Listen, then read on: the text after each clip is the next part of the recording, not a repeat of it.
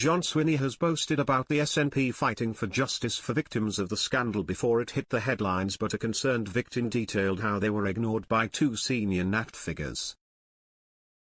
The SNP have been accused of showing little interest in the Horizon post office scandal before the TV show aired after two senior MPs ignored one victim of the scandal.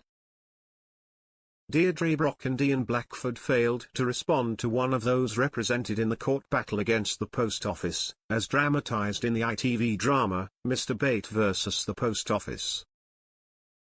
NAT Westminster leader Stephen Flynn blamed the UK government for the situation, and hit out at them for waiting until the drama aired in January before taking action to exonerate those wrongfully convicted. Earlier this month, John Swinney boasted that SNP MPs like Marion fellows had fought to get justice for them.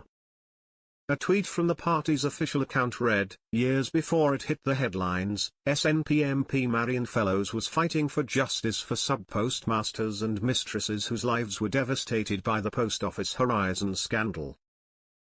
Vote SNP on July 4 for a local champion who will always stand up for you, and for Scotland." But in an email, unearthed by the Scottish Daily Express through Freedom of Information legislation, it can be revealed that Ms. Brock and Mr. Blackford completely ignored the concerns of one victim.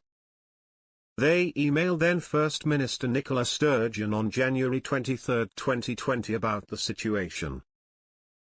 This correspondence is allegedly the first record the Scottish Government has of any official or minister being made directly aware of any concerns regarding the Post Office's Horizon IT system, as claimed by Justice Secretary Angela Constance. The sender is asking for help from the Nats to call for a public inquiry into the scandal. The anonymous person writes that this email is their final attempt to request help after being ignored by their constituency MP Ms. Brock and the then SNP Westminster leader. They write, "The reason I am writing to you directly as opposed to my constituency MP, Deidre Brock, is because that particular avenue of communication appears to be unavailable, as I'll explain.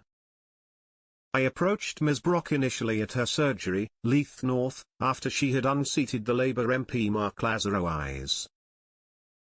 I explained to her the background and that Mr. Lazarowice had been working alongside the cross-party group of MPs in the Hock supporting our case. I explained that our constituency MP was the only means by which we could channel updates from the Minister, and Mr. Lazarowice had been doing so on a regular basis.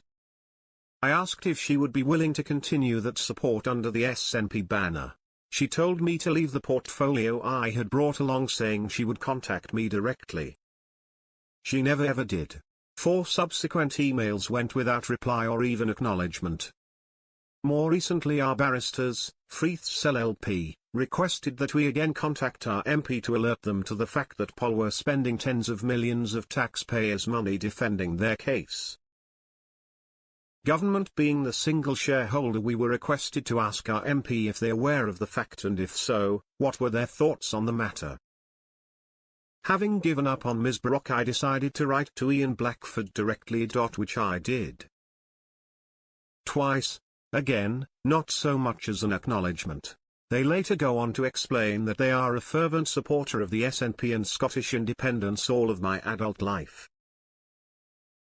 As are my family, my daughter a freelance journalist who actively supports the cause, and my late father-in-law, a one-time SNP candidate in Edinburgh. Ms. Brock is standing again for election in Edinburgh North and Leith, while Mr. Blackford is stepping down. Opposition critics blasted the SNP for pretending to stand up for Scots victims of the scandal.